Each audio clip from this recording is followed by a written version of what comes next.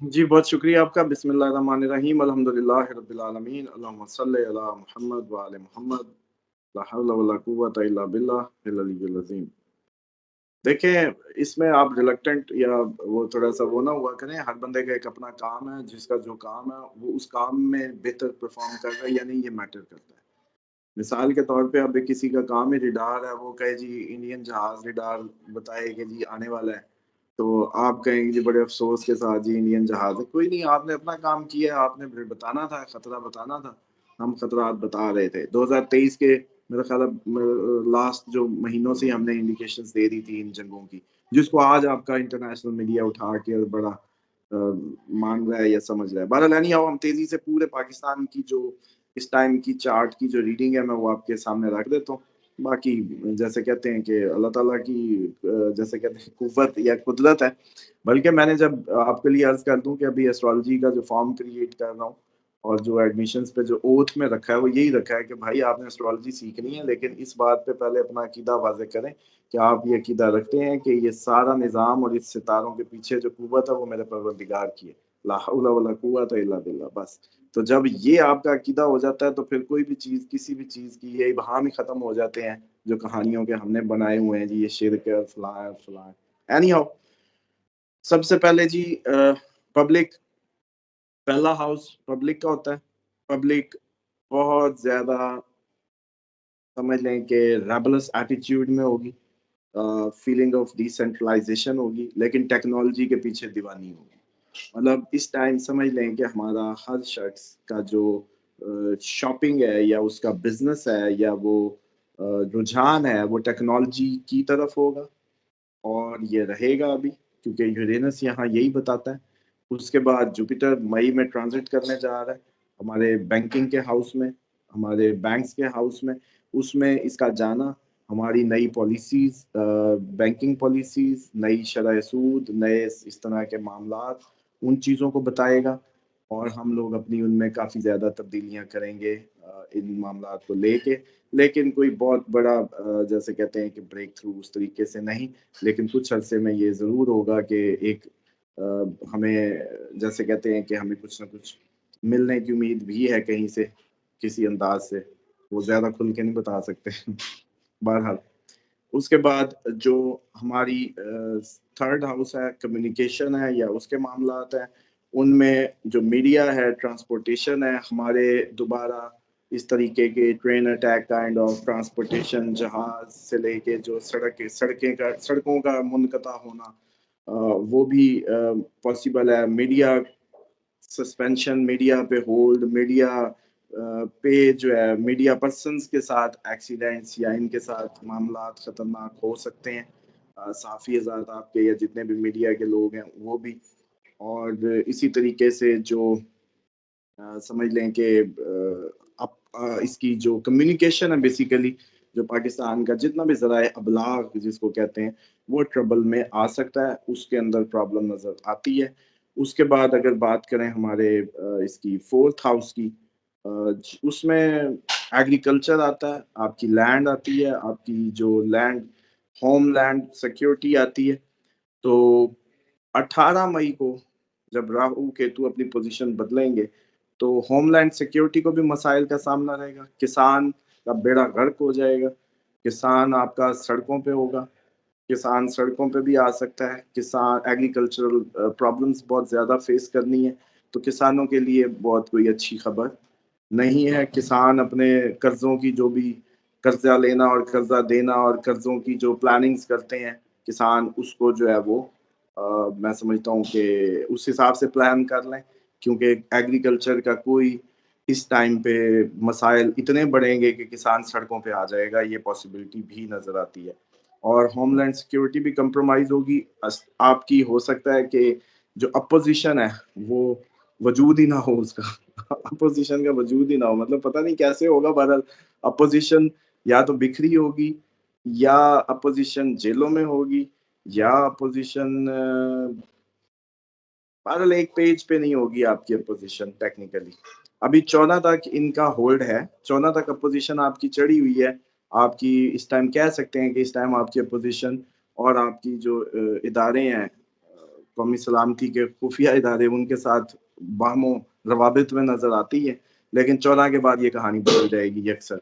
18 से ये लोग अपना वजूद खो देंगे, अपोजिशन अपने वजूद खो देगी।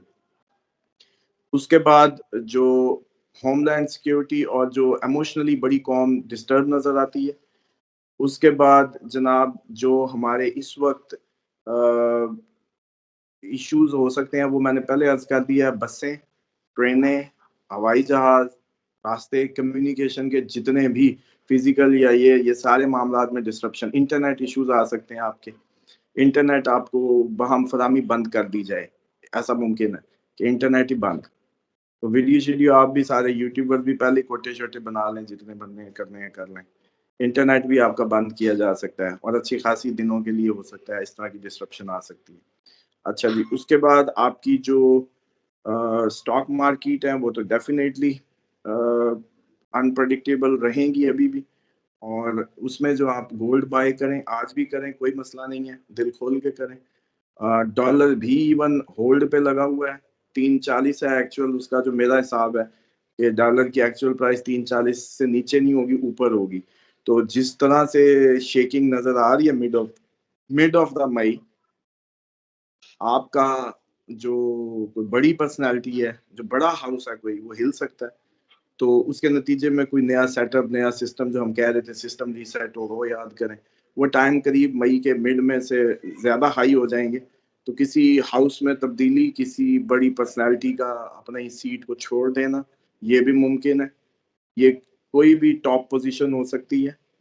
और उसके बाद ये समझ लें कि उसके नतीजे में आपके जो डॉलर का जो एक कवर है वो ख़त्म हो जाएगा, तो डॉलर जाके सीधा 3.40 क्रॉस कर जाएगा, ये ज़हन में रखिएगा। और उसके बाद आपकी जो बिजनेस वाइज अगर इन्वेस्टमेंट है तो टेक्नोलॉजी ही अभी एक बूमिंग उस पे होगी। आप लोग चाइना से कोई टेक्नोलॉजिकल रिपोर्ट्स, कोई इस टाइप की चीज़ें विज़िट लाएँ करें, ये तो है एस्ट्रोलॉजी कह रही, लेकिन अगर जब मैं देखता हूँ तो मैं आप लोगों को सबको यही मशवरा दूंगा कि चुप करके अपने छोटे छोटे ग्रुप फॉर्म करें, जैसे और तक कमेटियाँ डालती हैं ऐसे कमेटियाँ डाल के ज़मीनें ठेके पे लें। ये आजकल हुकूमतें इतनी लीज दे रही थी, जाके ज़मीनों में घुस जाओ, अपनी प्रोडक्शन पे काम करो, ताकि आप लोगों को जो है ज़्यादा मसाइल फेस ना करने पड़े मुस्तकबिल में। अच्छा जी, उसके बाद जो आपकी सूरत हाल है, हाँ, 18 मई को कुछ ऐसा भी हो सकता है कि आपकी जो सिंगल फर्द वाहिद है, फर्द वाहिद, अभी तो ऐसा समझ लें कि आपकी पूरी पार्लियामेंट जैसे फॉरेन इन्फ्लुएंस में है, यानी कि ये पूरी पार्लियामेंट फॉरेन मेड है, यूं कह लें। लेकिन 18 मई के बाद आपका कोई एक बड़ा ओहदेदार, एक बड़ा जो होता है, वो सिर्फ उस इन्फ्लुएंस में चला जाए और उस पे वो सिर्फ वो कर रहे हैं। यानी कि अब इतने सबको खिलाने खिलूने की जरूरत नहीं है, बस एक कोई कैप्चर करो। तो हमारा जो प्रेसिडेंशियल हाउस है बेसिकली, वो फॉरेन इन्फ्लुएंस में नजर आता है। और तब्दीली जैसे बताया वो टॉप ऑफ द स्टेट, वो तो पाकिस्तान, ईरान, इंडिया तीनों की सेम चल रही है। अच्छा जी, उसके बाद अपोजिशन का बिखरना हो गया। उसके बाद आपकी जो, हाँ, नए कवानीन पार्लियामेंट में कोई बनते बनाते दोबारा, जैसे वो तरमीम हुई थी ना 26वीं, दोबारा ऐसा लगता है कि पार्लियामेंट में कोई नए कवानीन के लिए भी आप लोग अब से मिड ऑफ द मई से ऑनवर्ड उसके लिए भी कोई ना कोई कोशिशें या किस तरह के मामला जो है वो करते नजर आएंगे। और इसी तरीके से जो आ, आपकी जो हेल्थ सेक्टर है, हेल्थ सेक्टर जो आपका है, जिसको कह लें कि उसमें भी थोड़ी सी रिफॉर्म्स मुझे लग रहा है कि नज़र आएंगी। उसका बजट भी जैसे कहते हैं कि बढ़ाया जाएगा, लेकिन उसके मैटर्स को बहुत ज़्यादा अच्छे से डील नहीं किया जाएगा। हेल्थ सेक्टर आपका जो एम्प्लॉई है हेल्थ सेक्टर का, वो डिस्टर्ब हुआ नज़र आता है। और उसमें समझ लें कि जुडिशरी के एम्प्लॉयज़ भी तंग हो सकते हैं, और ओवरऑल एम्प्लॉयमेंट जो है पाकिस्तान का एम्प्लॉय जो सरकारी है वो डिस्टर्ब नज़र आता है। मैंने कहा आपको एफबीआर, जो फेडरल बोर्ड ऑफ रेवेन्यू के मेंबरान है, वो डिस्टर्ब होते हुए नजर नहीं आ रहे। वो जरा देखें, वो आजकल प्राइम मिनिस्टर के बड़े दौरे चल रहे हैं, वो भी नको नकाए होंगे मेरा ख्याल है। जी, उनका भी आगे जो 8th हाउस उन्हीं का है ना, वो आता है, तो फिर मैं आज आपको पूरा ज़ायचे की सैर करा रहा हूँ ना हाउस वाइज़, तो इसलिए वो महकमा भी आ जाएगा अभी। अच्छा जी, उसके बाद फ़ॉरेन ट्रेड, फ़ॉरेन रिलेशंस में हम लोग हो सकता है अपने आप को हम खबरों की ज़ीनत बन जाएँ, पाकिस्तान बड़ी खबरों में रहे, जैसे फ़लस्तीन खबरों में या इसराइल खबरों में, आगे इंटरनेशनल मीडिया पे हम अपना, अच्छा ऐसा होगा कि मिड ऑफ द वे हमारा सिर्फ फ़ोकस इंटरनेशनल पोस्चरिंग होगा, अपनी मैनेजमेंट पे फ़ोकस नहीं होगा विद इन द कंट्री। हमारा ज़्यादा जो जो रुझान है वो इंटरनेशनल मीडिया को काउंटर करने पे रहेगा। ऐसी भी सूरत-ए-हाल रहेगी। और हाँ, एक अहम बात, हम अलाइज़ बदलने वाले थे। आपको याद है मैंने आपको कहा था इस साल, पिछले साल के शुरू में, कि पाकिस्तान मुस्तकबिल में अलाइज़ बदलने जा रहा है। और सिर्फ पाकिस्तान नहीं बदलने जा रहा, इंडिया भी बदलेगा, ईरान भी बदलेगा। इसका मतलब है कि ये जो अब फ़ेज़ हम जिसमें से गुज़रने वाले हैं, इसमें हम सब ही कोई नई अलायंसेज़ और नई उसमें जाएँगे। मिसाल के तौर पे किसी को हम कहते थे ये हमारा जी बहुत प्यारा दोस्त है, और वो असल में हो सकता है उस तरीके का दोस्त ना हो, और असल दोस्त वो जिसका हम बता ना सकते हैं। तो अब वो एक्चुअल में हकीकत में बदल जाएगा, मतलब उसमें तब्दीली आ जाएगी। अच्छा, इसी तरीके से हम लोग बड़ा सीक्रेट जो नेगोशिएशंस हैं हमारी फ़ॉरेन में, वो चलेंगी, सीक्रेट अलायंसेस बनेंगे, और इसमें एक और चीज़ भी है कि डिप्लोमैटिकली एग्रेशन तो बहुत ज़्यादा माउंट कर जाएगा, बहुत ज़्यादा बढ़ जाएगा। और इसी तरीके से जो खुफ़िया कंट्रीज़ से मामलात या मीटिंग्स हैं, उसमें इज़ाफ़ा होने वाला है। इसी तरीके से जो इंटरनेशनल समिट्स में भी हमें कॉन्फ्लिक्ट और इसी तरह के हालात का सामना रहेगा। तो इंटरनेशनल फ्रंट भी हमारा जो ट्रेड ट्रीटीज़ से लेके वो काफ़ी डिस्टर्ब नज़र आ रहा है।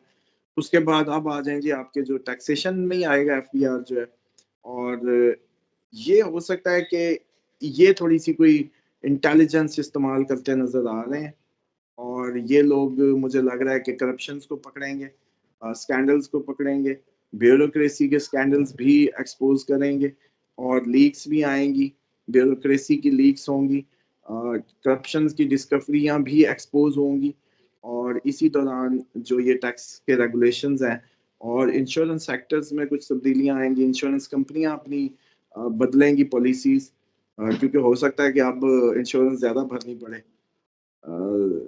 इंश्योरेंस कंपनियों को तो वो अब अपने रूल रेगुलेशंस को बदलते नज़र आते हैं।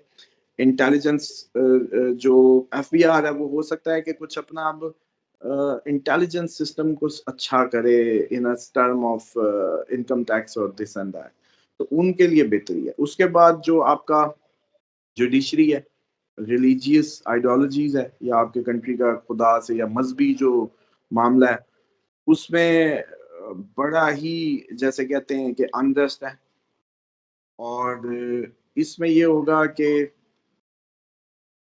रिलीजियसली आप लोग बहुत ज़्यादा प्ले किए जाएँ, रिलीजियस बटन्स को दबाया जाए, ट्रिगर किया जाए, और इसमें बड़ा तज़ाद, यूँ कह सकते हैं कि फ़िरका वाराना फ़साद फूटने के भी भरपूर चांसेस रहेंगे। ये ईरान में भी है, ये पाकिस्तान में भी है, ये भी अर्ज़ कर दूँ इंडिया में भी है। उसके बाद 10th हाउस आ गया, हमारा फ़ेवरेट हाउस, सदरों का घर, सदूर का घर, गवर्नमेंट के हाई ओहदेदारों का घर। देखें, इसमें जो है राहु आना ऐसा है जैसे जो मैंने कहा था, एक शख्स हमारे जो सदूर हैं या प्रेसिडेंट्स हैं पार्टियों के सदर भी इसमें आएँगे। ये सब के सब फॉरेन इन्फ्लुएंस में चले जाएँ। पार्लियामेंट की अहमियत उस तरीके से फॉरेन हिसाब से ना हो और इनकी हो, और पूरा ये लोग ज़ोर लगाएँ सिर्फ़ इंटरनेशनल मीडिया को ही काउंटर करने में नज़र आएँ बस। काम-कुम कोई नहीं, बस ये। और तब्दीली जैसे कहा, कोई हाई पोस्ट की तब्दीली मतवक्के है। इसी तरीके से पब्लिक डिमांड करेगी क्विक सॉल्यूशंस, और जैसे कहते हैं कि कुछ एक्सपोज़ होगा, कुछ लीक्स आएँगी इनकी भी, ऐसा महसूस होता है, और प्राइवेसी इनकी एक्सपोज़ हो जाए तो अब इसमें ये भी हो सकता है कि आपका जो जेल वाला वो बाहर आके दोबारा से इंटरनेशनल शोर-शराबे में फुल वॉइस बनाओ, और जो आपके मौजूदा कोई हैं उनकी लीक्स आ जाएँ, और इसी तरीके से प्राइवेसी आउट हो रही है बेसिकली। तो इसलिए 3, 4, 5 शख्सियात की लीक्स का इंतजार करें। नवाज शरीफ साहब अगर प्रेसिडेंट हैं, वो मेरा ख्याल है पार्टी के, इमरान खान, सदर जरदारी, और वो वैसे भी सदर भी हैं, तो तीनों से ज़्यादा चांसेस उनके भी हो सकते हैं। और इसी तरीके से जैसे कहते हैं कि जी पार्लियामेंट में ये है कि इल्यूजन है, प्रोपेगेंडा है, क्योंकि नेपच्यून वहाँ फॉगी कमिटमेंट, फजूल बातें वो जैसे थे की बुनियाद पे उससे कोई अच्छी होप नहीं जैसे कहते हैं ना कि कर सकते, क्योंकि बजट भी अनरियलिस्टिक होंगे। बेशक ये बड़ा ह्यूमैनिटेरियन पुशेस की बातें करेंगे, लेकिन उस तरीके का मामला नजर आता नहीं, क्योंकि जो आपका प्रेसिडेंशियल जो सदूर है वो जाके इन पे कब्जा के जमाते नजर आते हैं आपकी पार्लियामेंट पे। तो इसका मतलब है कि जो पार्लियामेंट की आप लोग कहते हैं ना कि जी सुपरमेसी और ये कहानियां वहानियां, उसमें कुछ बहुत ज्यादा अच्छा रिजल्ट ऐसा नहीं नजर आ रहा आगे। क्योंकि ये मैं इतना खोल खोल के इसलिए बयान कर रहा हूँ कि कुछ लोग पाकिस्तान में दूध की नहरें बहाने वाले थे पिछले साल के जितने भी प्रोग्राम्स थे पाकिस्तान में, शायद उनकी मजबूरी होती, इसीलिए तो हम टीवी चैनल्स पे कहते हैं भी हमें आप बर्दाश्त नहीं कर सकते, क्योंकि हमने तो सीधी सीधी करनी है, तो हम क्या करें, आपको मेकअप करके बताएं चीजें जो है। उसके बाद जी हमारी जो साइबर अटैक्स के भी चांसेस हैं, ये एक मैं मिस कर गया, साइबर अटैक के भी चांसेस हैं, जस्ट अटैक के चांसेस नहीं है, साइबर अटैक्स के भी चांसेस हैं। और हमारी जो अभी से ये 24 तारीख के बाद से जो सीक्रेट डिप्लोमेटिक टॉक्स हैं इंटरनेशनली, वो बहुत ज़्यादा तेज़ हो जाएंगी। इसी तरीके से हमारे जो प्रेशर आईएमएफ का वो भी आने को है, और वो हो सकता है हमसे कोई डाटा की डिमांड करे, डाटा रेगुलेशंस के मुतालिक बात करे, को फिगर्स के मुतालिक बात करे और प्रेशर पुट करे। मतलब वो ये अपनी साबका रूटीन से हट के कुछ प्रेशर वो डाल सकता है। और इसी तरीके से हम लोग हेल्थ और डिफेंस दोनों में ही खामोशी से उसको ना मानते हुए अपना बजट बढ़ाने वाले हैं या बढ़ाने जा रहे हैं, इस तरीके की सूरत हाल है। और इसमें जो डिजास्टर्स की आप सिर्फ एंड पे बात करते हैं, पाकिस्तान में, इंडिया में, Nepal, Thailand, Philippine, south east Asia mostly जितने भी साहिली इलाकों पे हैं, इवन ऑस्ट्रेलिया तक, सिडनी, न्यूजीलैंड, और जितना भी आपका एरिया जो भी पानी के करीब है, जल्जले जरूर आने, लेकिन सबसे ज्यादा जल्जले के जो चांसेस होंगे वो उधर होंगे जहां पानी ज्यादा है। या मैंने आपको दो बातें बताई हैं, या पानी ने बम से उछलना है, बम मार के उछाल रहे हैं, या जल्जले ने उछालना है, पानी ने उछलना ही उछलना है। तो साहिली इलाकों वाले खसूसी तौर पे एहतियात करें, और एंड पे जो हमारा फर्ज बनता है 70 मरतबा आयतुल कुर्सी का अमल शुरू कर दें सब पाकिस्तानी, कोई देर नहीं लगती, 20-25 मिनट है। ला हौला वला कुव्वता इल्ला बिल्लाह 1000 मरतबा, और सुबह शाम की हिफाजत की दुआओं की जैसे कहते हैं एहतमाम करें। और उसमें एक नुक्ता अर्ज कर दूं जो समझने या समझाने की गर्ज से है, कि जब नबी पाक सल्लल्लाहु अलैहि वसल्लम, उनके लिए हमें उनकी जिंदगी में ये दुआएं सुबह शाम की मिलती हैं, तो जिसके लिए कायनात खल्क हुई है, जिसके लिए फरिश्ते, ये पूरा निज़ाम उसके ताबे, वो अगर दुआओं पे इतना इसकी अहमियत को उठा रहे हैं या इसको जोर दे रहे हैं, तो आप हम किस बात की मूली है कि हमें दुआ पढ़ने की ज़रूरत नहीं है और हम ऐसे ही वो हो जाएंगे। और मज़हब इस्लाम सिर्फ दो बातों पे रिलाई करता है, the connectivity of divine oneness, connectivity of divine oneness, एकता, तौहीद, यूनिटी और पीस, और फिर उसकी कनेक्टिविटी का एक ही जरिया है दुआ।